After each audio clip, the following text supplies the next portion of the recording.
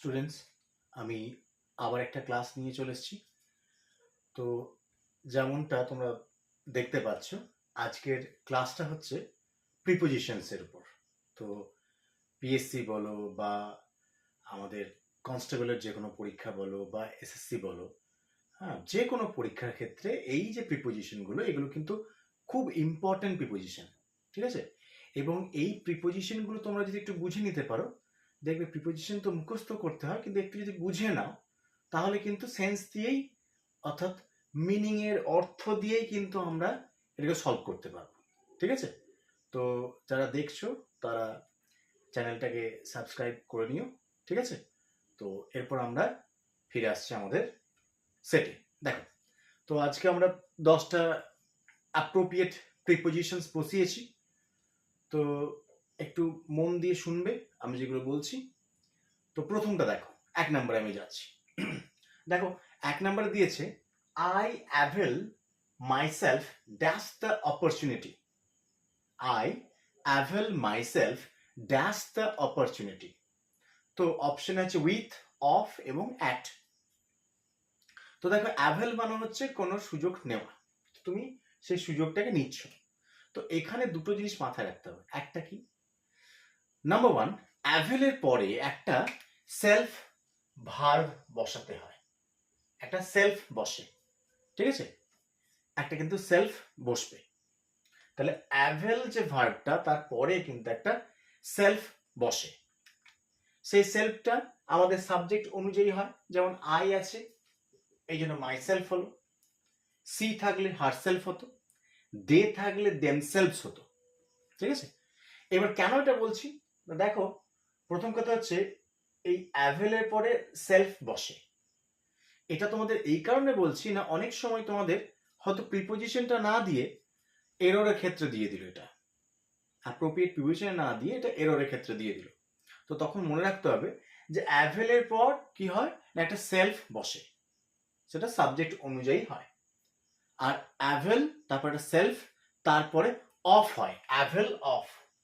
মনে রাখবে, ভীষণ ইম্পর্টেন্ট, আমি যে কটা বলছি সে কটা খুব ইম্পর্টেন্ট, হ্যাঁ?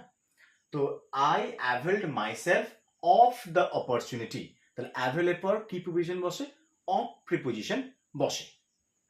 তারপরে দেখো, আমরা অনেকেরই বাড়ির দরজাতে এটা লেখা দেখতে পাই, বিওয়্যার ড্যাশ ডগ, সাবধান, কুকুর হইতে সাবধান, এটা অনেকের বাড়ির দরজায় লেখা থাকে। তো বিওয়্যার অফ ডগ, ঠিক আছে?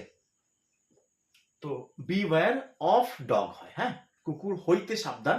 এটা যদি আমরা ইংরেজি ট্রান্সলেশন করি তাহলে আমাদের মনে হবে ফ্রম করি, হইতে বলেছে যেহেতু, কিন্তু এটা হবে বিওয়্যার অফ ডগ, মনে রাখবে। নেক্সট দেখো, don't boast dash your knowledge. Boast মানে হলো অহংকার করা, ঠিক আছে? তাহলে অহংকার করো না, don't boost of your knowledge, don't boost of your knowledge, অহংকার করো না।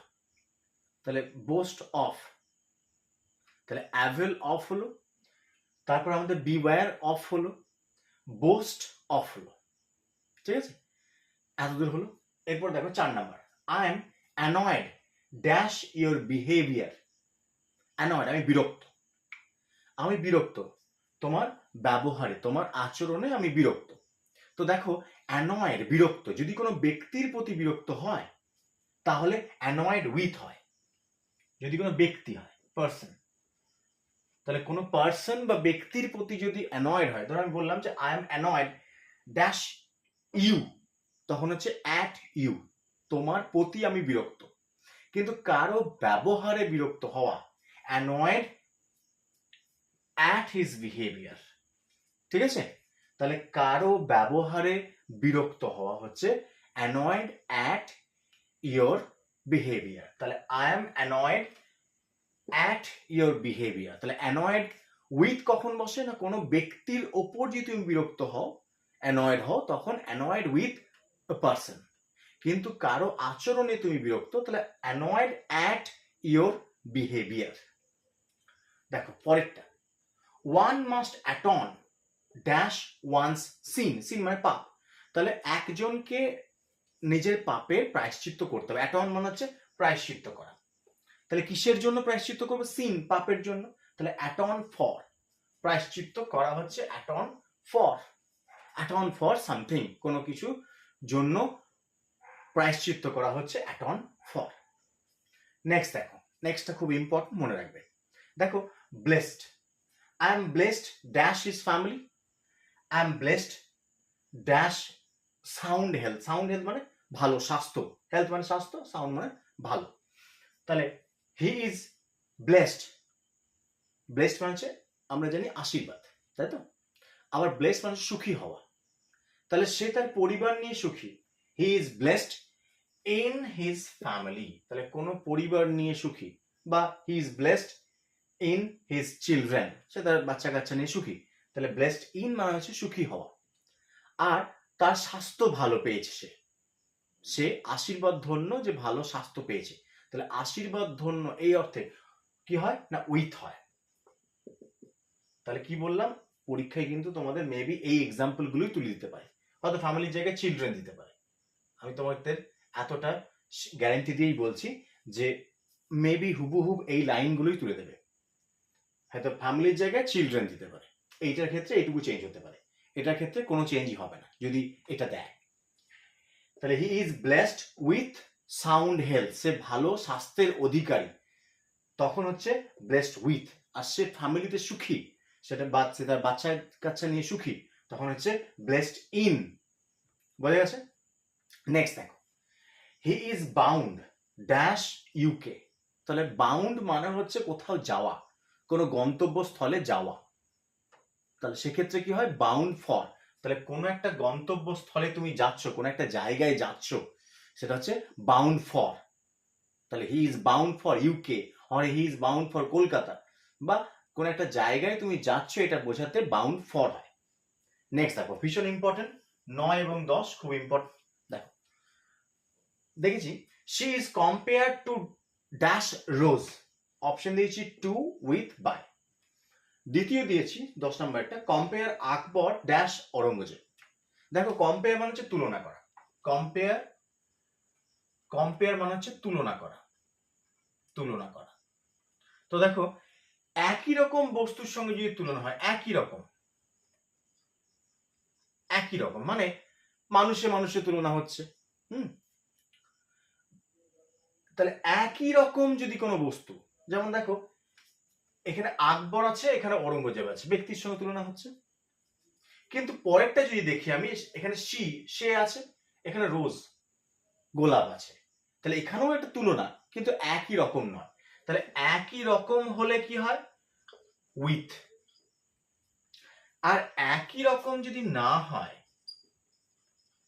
খুব ইম্পর্টেন্ট এটা একটা, একই রকম যদি না হয়, একই রকম হয়নি, সেক্ষেত্রে টু হয়।